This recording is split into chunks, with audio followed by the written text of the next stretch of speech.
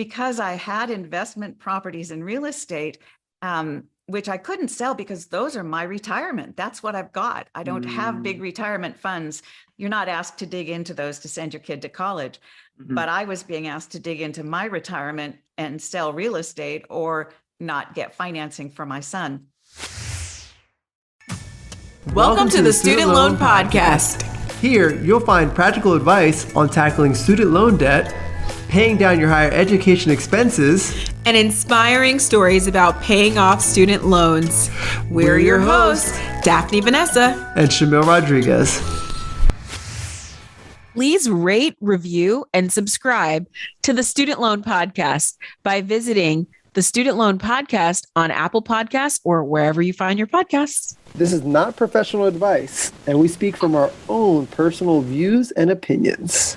The Student Loan Podcast is brought to you by Start New, where you can serve your community and get rewarded with tuition and student loan payments. To check out if Start New is on your campus, visit startnew.com. Welcome, everyone, to another episode of the Student Loan Podcast. Today, we have a very interesting guest. Debbie Peterson is joining us today, and she's going to be bringing a twist into the normal or the not so normal topics that we've covered so far, but one that is very important for every student that has a parent that goes to school. Debbie, we're going to turn it over to you and take it from there. Well, thank you, Shamil. I really appreciate you two being open enough to let an oldie moldy in, and I feel honored to be here. Thanks so much. And absolutely. And also, I have to say, first of all, I am so thrilled to see so many graduates and young people getting really involved, because that's what is going to make the difference for the future. It's going to be you all. It's you. And so thank you for that. And I am, my most recent gig actually is as an author, and you can see the book behind me here, but yep. I was the mayor of a small town in California. And while I was the mayor there, my son went off to university. So I'll talk a little bit more about being a single parent in that situation. I was also, and am still, a real estate broker. And as a broker, you learn how to invest in real estate. And many, many times that becomes your retirement. In fact, for most people who own a home, that's where their main funding is for their retirement, or at least they can buy it outright and have somewhere to stay. So, and I know, a lot of young people are starting to think about those things these days. Even with the student loan, you have to start thinking about the future. So before that, I lived in Great Britain for 20 years, and I had started a company there. Yeah, that was extremely successful. And I ended up being the young businesswoman of Scotland, and I was made an honorary Scottish master baker, and had a blast. Employed about 100 people and had offices in London and in Scotland. And then before that, we get to college, and I went 1 year to California State University in Fresno, California. And then I moved up to the University of Idaho in Moscow, Idaho, and did a degree in communications. And the main subject was public relations. Oh, wow. That's interesting. No, so you said you went from Cal State in Fresno to Idaho. How did that happen, by the way? That just seems like a pretty big difference in terms of location. It is. And my parents always had stories about going to college in a small town in Kansas and how cool it was to be in a small town environment and to be at college there. And I really wanted that experience. It's not actually available in California. Even now, I still can't think of anywhere. So I had looked at a couple of places that I thought might be similar. It wasn't there. And then I had a friend who was up at the University of Idaho, and I went up to visit, and it was perfect. It was perfect. It really was truly a small town. And it was everything I had hoped it would be. I went up there and I was there for 3 years. It was just a marvelous experience. Well, that's wonderful. And so when you went from there to communications, or before we get to that point, did you take out student loans while you were in school? Were you working while you were there? What was how did you approach financing school at that point? Well, it's interesting now that I'm a real estate broker, I realize even more how important this was. And I realize also how important it is in terms of generational income and generational ability to get folks to college. I'm going to start way back because my grandparents, who were born in about 1900, all went to college. They were from small farm towns in Kansas. And they would brag about it. But there were several in the family. And, they ended up, they had the World War I, World War II, the Spanish flu. They had some bigger challenges then, even than we do now. And what would happen is one would get through college and then they would help finance the next group or the next kid, their sibling, to get through college. And that's how they did it. They basically helped each other once they got through. Yeah. And so there was already in my family a tradition that everybody in our family goes to college, even if we're from a farm town in Kansas. And so it never occurred to me that I would do anything other than go to college. And my parents divorced when I was about 16, and they sold our house. And they had at that time a $20,000 profit. And so my brother and I, who were just about 2 years apart, each got $10,000, $2,500 a year to go to college. And that was it. You've got your $2,500. If you can do it with $2,500, great. If you can't, you're going to have to figure it out for yourselves. And we both managed to, in fact, we both also managed to take a year off and travel in Europe and then work full time for the next year in college. So we didn't travel for a whole year in Europe during that time, but we did manage to do that too. So really, but we did work. We always worked. And that was just also a given. We would work while we were in college. Oh, okay. That's interesting, that perspective. And I love to hear that your family has this tradition of supporting each other through school so that you guys can continue to push forward. What was it like to make that decision to say, hey, we're going to study abroad and then come back to school? I feel like that's, something you hear often, but at the same time, as somebody going through that experience, what was that like? Well, I'm going to say when I did it, and we didn't study abroad, but I'll tell you, I learned more from going abroad. And every time I did, I came back with so much more enthusiasm for my studies.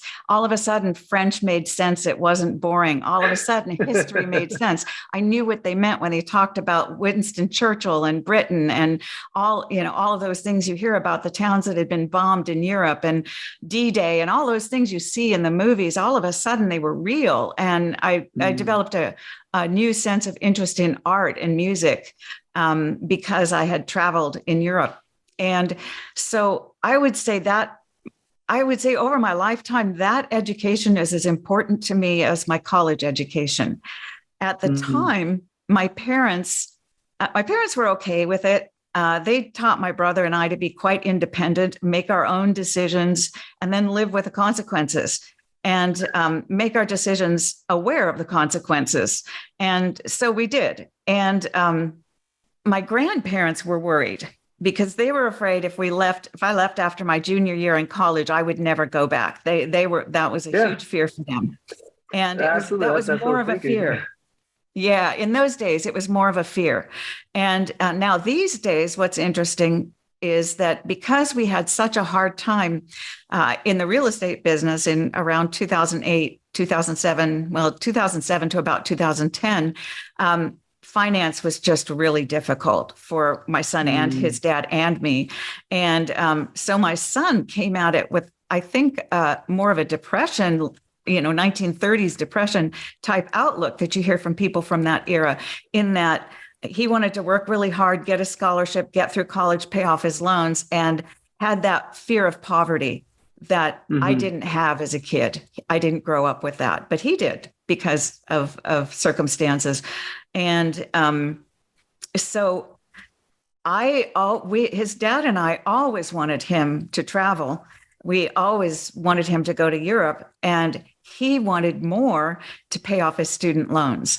So he went straight to work, and now we feel kind of bad because he didn't have that experience, and it meant so much to us. But he was born in Scotland, and his father's a New Zealander, so he's actually had that experience in a certain sense, that different cultural experience. And And I think that different cultural experience, whether you're going to a different culture in the United States, from Fresno to Idaho or Fresno to Mississippi or wherever sure it is, where it really is sometimes very culturally different. That's a really healthy experience to have. And he had a lot of those growing up because his parents had lived abroad. And so it's interesting how different it is generationally. Mm-hmm. No, and I think I'm glad that you drew that comparison between how you went through school and then depending on how or when your son graduated, really dictated his perspective on what he thought the priority was coming out of school. Because you said 08, right? 08, 09, that was good. Well, actually, interesting. He graduated from high school in 2014 and then graduated from college in 2018. And so, but it was that experience, that 2007 to 2008 experience of sometimes not knowing if we would have food. It wasn't a regular occurrence, but there were times in the month when I did not have any money left and none coming from anywhere for a while. And so he had that experience as he was a child, and that influenced how he operated as a college student. Mm-hmm. Absolutely. So when you were going through that perspective of getting him prepared for college and having your background of, my family has done it for generations of helping each other go through school, what was your game plan for your son? When I returned to the United States from Great Britain, I was recruited to work for a real estate company. And I had done a lot of management consulting for small businesses because I'd had a successful small business. And I asked the brokers who interviewed me, how do you make the most money the fastest in the least amount of time? And that's always my question. I'm a businesswoman. And I don't sacrifice quality for that, but that's still my, production line orientation. And they said to me, you invest in real estate. You buy one property every year. And then when it's time for your kids to go off to college, you sell one every year and you pay for them to go to college. And that's actually what my parents did. And so that made sense to me. And I did do that. And that's where the problems came in, interestingly enough. Really? Because my son had no trouble qualifying. We definitely qualified for most of the assistance that was available, except that I was self-employed and I had invested in real estate. But it was, of course, a very difficult time in real estate because I had investment properties in real estate, which I couldn't sell because those are my retirement. That's what I've got. I don't have big retirement funds like other parents do that are exempt from, that you can't, you're not asked to dig into those to send your kid to college. But I was being asked to dig into my retirement and sell real estate or not get financing for my son. And that was a huge issue. And there are a lot of real estate brokers out there, or just everyday people who own multiple properties, and that's what they've invested in. And that's, in fact, even at the time for me, it was my income. The rent I was collecting is how I put food on the table. It's how I paid for my own mortgage. And it's how I paid for my son to rent a property to get through college. So, and that's why I really wanted to come on and talk as a parent. Because it's a huge gap in there. And the reason it troubled me so much, my son's school was a wonderful, wonderful high school. And there's a large percentage of the kids in that school had English as a second language. And even with that, it was in the top 2% of schools in the United States. But it's also a school that a lot of kids got scholarships to fabulous colleges like Cal Berkeley. And that's where my son ended up being able to go.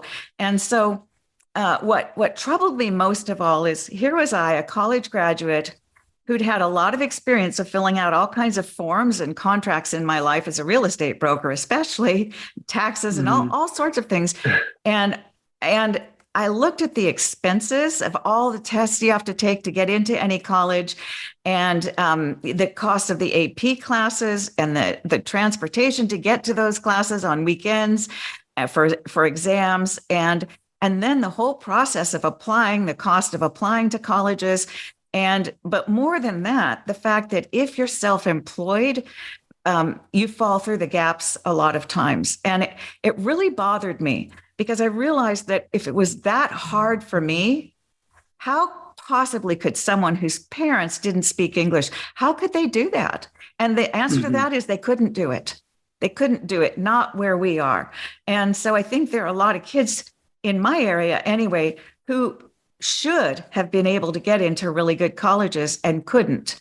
And if we're going to talk about systemic racism or discrimination against people of different nationalities, boy, do we have it there. We've really got it there. And that's why I wanted to come talk, because I wanted to shed a light on that and make it known so that maybe it could be addressed. Because I had no idea, where do I go? Even as the mayor of my town, no idea. What do you do? Who do you talk to about this kind of thing? Because it's just simply not right.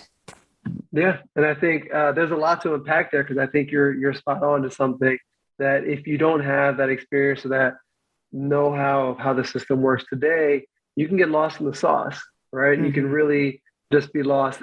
But before we get to that point, because I want to make sure that we're getting there, what about the idea of being self-employed versus not being self-employed? That's something that we've never covered here on the Student Loan Podcast. I think, would you mind just shedding a bit more light on what that experience is like, so that other parents or that are listening can have a better understanding of some of those options that might be there that they're not aware of? Sure. And let me ask a question. Are you self-employed? Yes and no. Okay. And that often works really well. The yes and no works really well, because anybody, before they start a business, it's a very good idea to put your toe in the water and make sure that what you're working on actually is something that people want to spend money on, number one. And number two, that you're making enough out of it that you could walk away from your business. And so I love being self-employed, but I'm really a very independent person. And it does depend sometimes depends on what you're doing. Different personality styles can be obviously successfully self-employed. But in order to be self-employed, you have to be able to juggle. You have to be able to do a whole lot of things at once, which kids do nowadays probably better than ever, because you're on a phone and you're talking to your friends and you're, texting and talking. I can't text and talk at the same time, but if I was younger, I might have been able to. But you do have to be able to juggle. You have to be able to juggle your finances. You have to be able to juggle the setup, the marketing, the employees, the distribution, all of those things that are involved in a business. And so, in fact, these kids of parents who owned their own businesses, whether it was a gardening business or, a janitorial business, whatever it was, these kids have already had role models of people who can solve problems. And one of the things about owning your own business, and I think probably this is just my own personal guesstimate, probably only 10% of the people in the world have this gift or this skill set. A skill set is being able to see a problem, being able to solve the problem, and being able to see it, and then being able to communicate it, and then being able to solve it. They're really different skills, that perception, and then the communication, and then the actual action that it takes to solve it. And if you're self-employed, you need to have those abilities, unless you have partners who have skill sets that are complementary.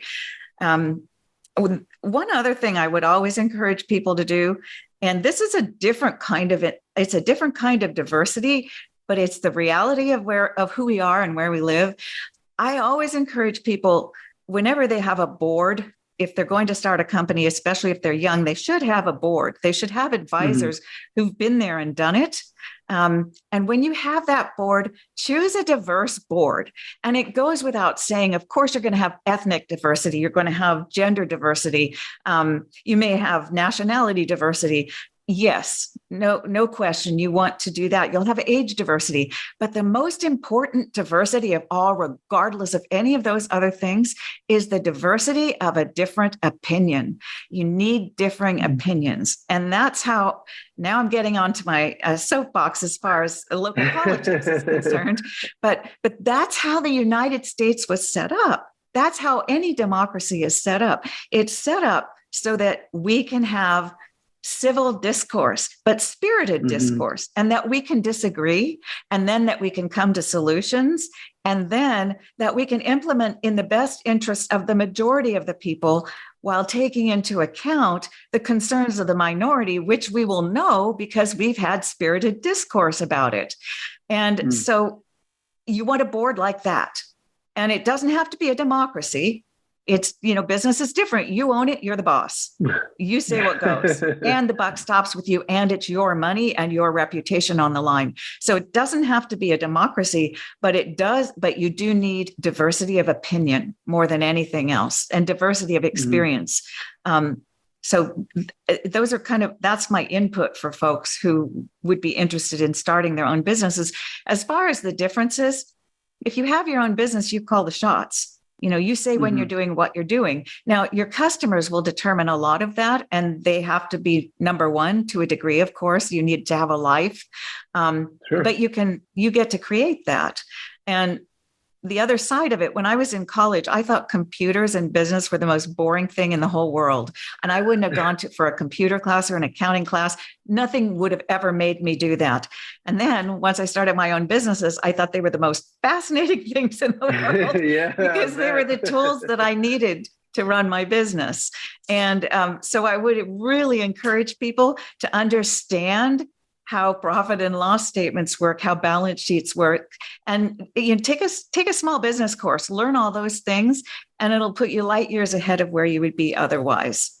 The idea of your perspective as you were considering helping your son with his schooling, right? And so when you were now juggling, like you said, if I sell this home, that's the income for my retirement and how we're going to make things work. So what did you end up deciding to do? One of the things that really helped us, because as we all know, when you're in college, especially if you're in a really expensive area like the Bay Area of California, it's not just about your tuition. All the rest of it costs so much money. So even the least expensive apartment that we could get shared with another student was still $1,000 a month. And food, you have to eat. And so food was expensive. And so one of the things that happened just before my son went off to college, my mom died. And one of the very last things she said when she knew that she was going to be going soon was, now I know Johnny has enough money for college. And she was right. And he would have made it anyway. We would have made it. But it was that priority for her and the family that she was going to be able to leave enough that she could be sure that this kid was going to get through college. And that's a trait that had carried through from her parents. And so we always knew that Johnny would get scholarships. We weren't really worried about that. And he did. But he really couldn't get too many of the FAFSA income support. He worked. And while he was all through college and all through high school, he was a musician. So he earned money playing sometimes as a high school student. From the time he was in junior high, he earned money playing gigs with, he was a brass player. So he did a lot of Dixie band jazz type of stuff, Dixieland jazz things, and always got money for it. So that was nice. And then when he was in college, he did jobs that the college had for him. But the big issue wasn't so much the tuition. We could get that, but it was the fact of how do we pay for the other things? And really student loans was the only way. So we ended up with, I believe he had $27,000 worth, and I had about $7,000 worth that I was required to take out as a parent. And I don't believe I ended up selling any of my real estate. I was determined to hang on to it. That's the advice I usually give to people. Hang on to it, hang on to it. It's like the advice you get when you invest in the stock market. You usually hang on to it because over time it will really increase in value. And so for me, it was no matter what, I have to hang on to this real estate. And I was glad I did because I had a car accident in 2017. I couldn't work for a year. So I had to have some way to pay to survive during that year, being self-employed. So there's a downside of self-employment. No one gives you maternity pay. No one gives you retirement. And no one gives you sick pay. And you have to be sure that you can cover. And that's what my real estate properties were. So I sold a couple of those and survived. You demonstrate one family, right? And the support system of you guys working together to make it happen, where I heard a lot of we in terms of you trying to figure out how you were going to help your son get through school. But then the resiliency and the forward planning needed to be like, hey, look, I don't know what's going to happen in the future, so I'm going to hold on to these properties. And then you had an accident, right? That's actually the scenario that people sometimes don't plan for, right? They just anticipate, hey, this is where I'm at today. I'm healthy. Everything is going well. So project that out for the next 30 years, hit retirement, and I'm good to go. And it's like, oh, actually, life doesn't work out that way. Never. So thank you for sharing that. I think it's important for anyone listening to hear that, because especially when you're trying to figure out how to pay back your student loans or whether or not you should take them out, a lot of times there is the negative stigma of, oh, student loans are bad. But in that instance, it would allow for you to have some wiggle room financially so that your son could still go to school and you could still have the flexibility to have capital if needed in an emergency. The emergency occurred and you were able to keep yourself afloat. So seriously, good job. Yes. Yeah, thank you. And I think my story about how student loans or even any kind of student financing is more difficult when you're self-employed. And I think that gap should be addressed because I appealed it a couple of times with no success at all. In fact, the appeals were ignored, no response whatsoever. But I'm not really doing that by way of moaning about it. I'm not saying, oh, poor, pitiful me. It's not a poor, pitiful me story. It's just, but it's something that should be addressed and could be fixed and could help people who do really need that. So let's identify that, Debbie. What is the issue that needs to be fixed, just so that everyone is on the same page? So the specific problem for me being self-employed and owning investment real estate was that if you had even, I think, a second home, you couldn't get most of the FAFSA financing because I think it wasn't viewed as, in my case, in many people's case, it wasn't viewed as a source of income, which it was. It wasn't viewed as your retirement savings, which it was. And so if you had it, it was viewed as the asset. They didn't like you to have assets. If you have those kinds of assets, you're not eligible. So it was the eligibility and the asset issue that was the problem. And that I think it wasn't, they weren't comparing apples with apples. So really the home should have been considered an income source. They should have been considered a retirement fund, and they shouldn't have been included in the determination of how much money I was making or what my resources were. Now that's my opinion. I know there's only so much money out there, but I know there are a lot of self-employed parents, and I worry more. I worry more about the parents who don't have the resources that I have, or the more the education or the experience or the cultural background that I have. That's what really troubled me, and I know for a fact it's a problem because they're not in college. They're not at the college my son went to, and so that tells me something right there. So that bothers me. It almost seems as if the law is making an assumption that people who are self-employed automatically meet a certain level of wealth when there are people in the middle who may still require financial assistance, but they happen to be self-employed. So almost looking at W-2 employees as the only families in need when there are a lot of mom and pop pizza shops and owned by a family, but those people may not necessarily be bringing in generational passing wealth. So I think it's a really important topic because this is a forgotten group of people, families of small business owners who may still require financial assistance. Where is the solution for those people? Thank you. You said it beautifully. Yeah, that's absolutely it.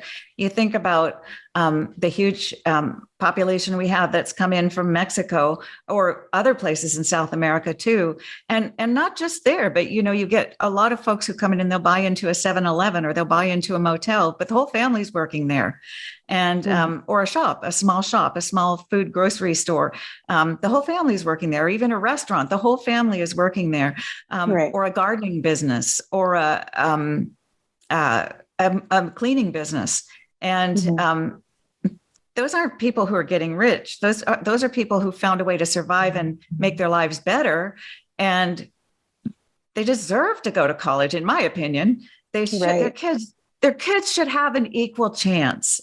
And they don't with the way the system is set up. Interesting.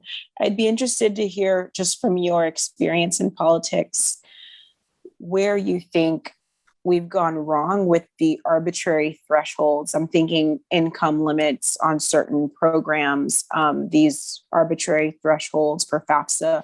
What logic, reasoning, what data is being used by the government to create these thresholds? And why is it not updated on a more current standard? Well, I don't have, hard statistical or studies that I can quote, but I can give you just some thoughts on it. And I think part of it, as you identified, is the people creating the programs are W-2 employees who have no clue about being self-employed, who have retirement, who can go back to work after they've retired and earn more money on top of their retirement, but we're paying for it through our taxes. And, and so they don't really have any understanding of what it is to be self-employed and the advantages and disadvantages, because it cuts both ways. And I think that's part of it. And I think the other part of it is, and this is just a hard reality, and one of the reasons that I say I'm not complaining is I don't feel I have a right to complain. But I do feel I have a right to say we could do this system better. I think that it is that they've got to draw the line somewhere. They can't fund everybody. There's only so much money available in a program. And so they've got to draw the line somewhere.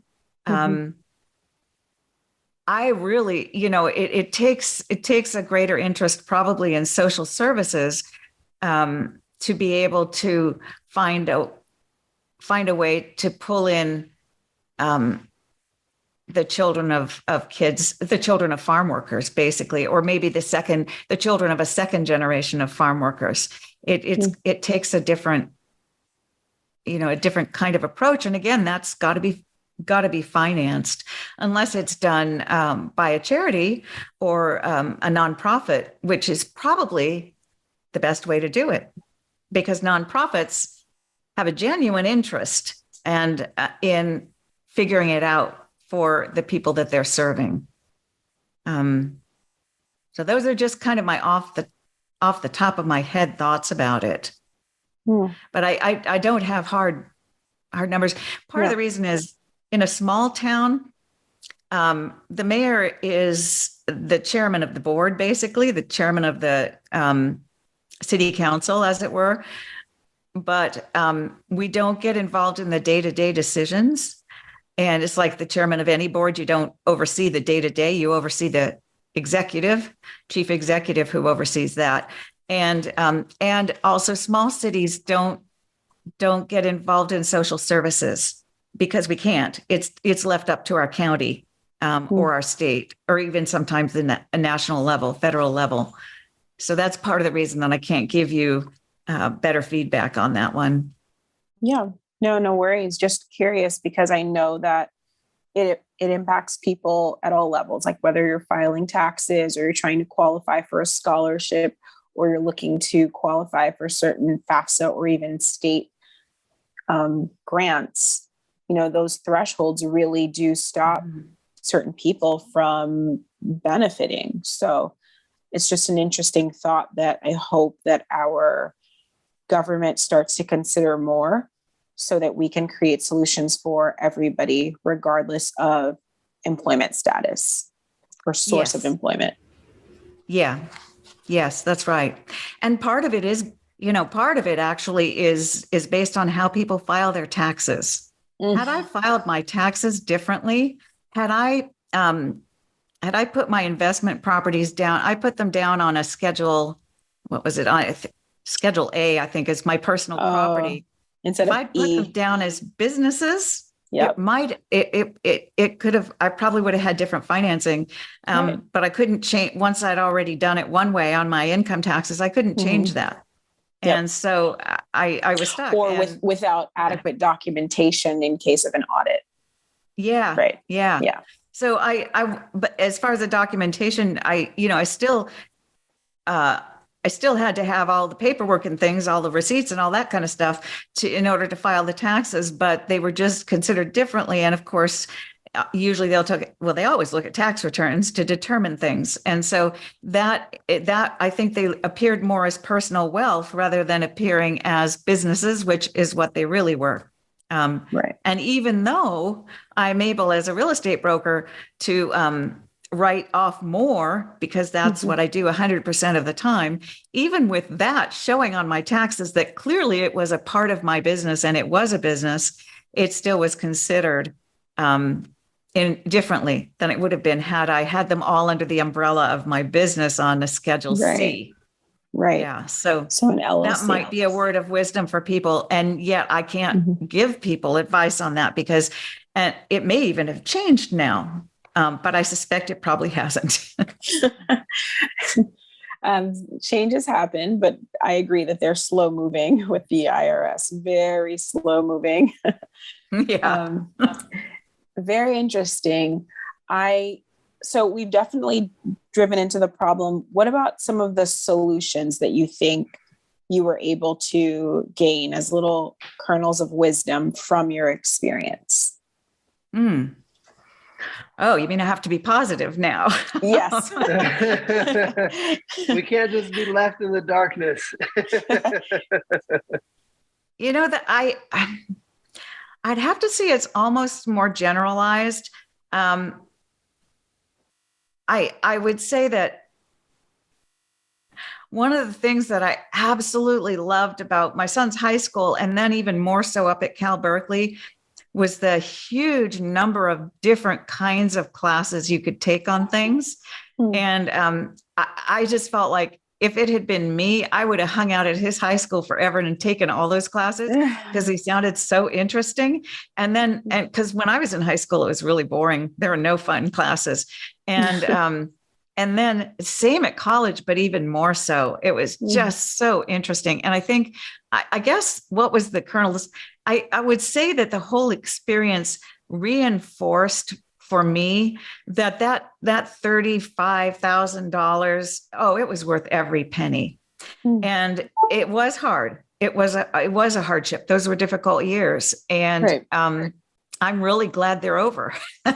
Very relieved that they're over, as I'm sure every parent can say. And I bet my son can say too. He's now making really good money and enjoying it. And so the investment was worth every penny. I would do it all again.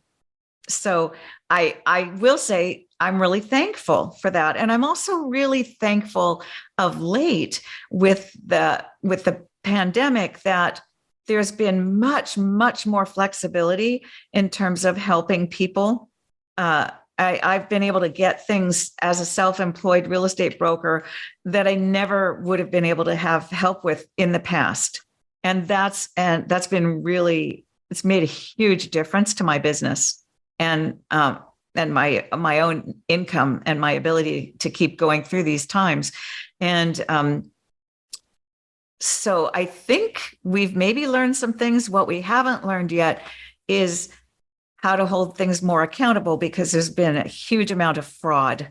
And so there's that balance of flexibility and accountability that we probably still need to find at a government level. And then what advice do you have, Debbie, for parents, right? What pep talk can you give to parents that are facing the hill that you've already climbed and they're thinking, all right, how am I going to do this? You know, being self-employed and just never quite trusting intangible investments, for me, stocks and shares and all that's intangible. Money in the bank's tangible, and owning real estate property is tangible. I know a lot of people say, and I know it's much easier to do this if you are employed, because the system works it better. Buying bonds and things for your kids so they can go to college. It's not any different really from what I did. It's just a different way of doing the same thing. And if you can do that, I'm sure that's a great thing to do.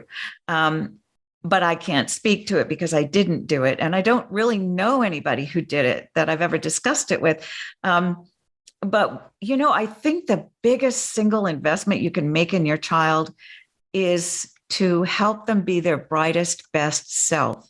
And this whole thing about read to them from the time they're teeny tiny, and talk to them from the day they're born, talk to them as if they're intelligent, because they are. They're just differently intelligent. And so I would say the single most important thing you can do for your child is to treat your child as if your child is intelligent from the day they're born. And they will believe you. If you believe that about them, they will believe you, and they will have that lifelong fascination with learning. And if they have that confidence and they have developed themselves to the very best of their ability intellectually, that comes through when they're in school from day one. Their teachers appreciate it. They have better relationships, and that will carry through for the rest of their lives in their jobs, or whether they're self-employed, whatever they do. So even more than money, I think it's how you help your child educationally. And it doesn't mean, in my case, my son was an only child of older parents. And so I didn't teach him to read. I put him in with other kids in daycare for 3 days a week, because he didn't need to learn to read. He was going to do that fine. I knew that. But what he did need was he needed to learn how to get along with other kids, because he was an only child. And so each child is different. And I think that's the other thing. Teach your children independence and allow them independence, and realize every child is very different. Every situation is very different. So that's an interesting take on it, but I don't think it's all about the money. If your child has been educationally prepared and has the right attitude, that money will come, and they will get the scholarships. They will find the way. You will find the way. So yes, I love the idea of investing in real estate. That works really well, and if you've got the wherewithal to do that, it's an excellent idea, but it's not the only way to do it. It's just one way that works. And it worked. It did work for me. So it sounds like really picking the game that works well for you, and game meaning the source of income that you decide to really utilize, or the vehicle that you decide to utilize to finance your life and your children's education, right? Whatever that may be. So Debbie, that was fantastic. Is there a way that folks can get a hold of you if they wanted to talk to you some more, website, or, we have your book in the background? Tell us a little bit about how parents or students that want to reach out to you can do so. DebbiePeterson.com is my website. And so that's DEBBIE, and then Peterson, PETERSON.com, just my name.com. And I've got all kinds of ways to contact me there, phone numbers and emails and contact forms. And then there's also information about the book I've just completed, which is The Happiest Corruption, Sleaze, Lies, and Suicide in a California Beach Town.